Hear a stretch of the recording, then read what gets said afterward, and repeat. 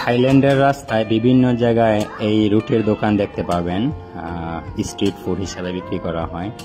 থাইল্যান্ডের হচ্ছে রুটি পরোটা, এটা কলা দিয়া ডিম দিয়া তৈরি করা হয় এবং এই রুটির ব্যবসাটা মূলত মিয়ানমারের লোকেরা বেশিরভাগ করে এখানে। তবে বেচা কিনা ভালো হয়, এই জন্য কিছু কিছু থাই লোকও এখন বেচা শুরু করছে। থাইল্যান্ডের মেয়েরা ম্যাক্সিমাম দোকানগুলোতে ব্যবসা বাণিজ্য করে, থাইল্যান্ডের মেয়েরা বেচা কিনা করে, হোক মুসলিম হোক অমুসলিম যে কেউ। থাইল্যান্ডের প্রতিটা ঘরে যতগুলা ফ্যামিলি থাকে কাজের উপযুক্ত সবাই কাজ করে, কেউই ফ্রি নাই, কেউই বেকার নাই, সবাই কাজ করে। কেউ দোকানদারি করে, কেউ চাকরি করে, বিভিন্ন কাজে বিভিন্নভাবে জড়িত সবাই।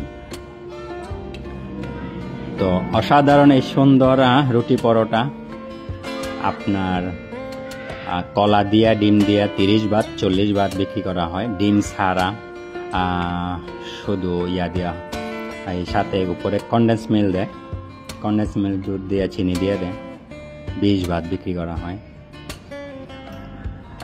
তো ব্যাংকক আসলে রাস্তায় অ্যাভেলেবেল এরকম দোকান দেখতে পাবেন, রুটির দোকান খেতে পারেন।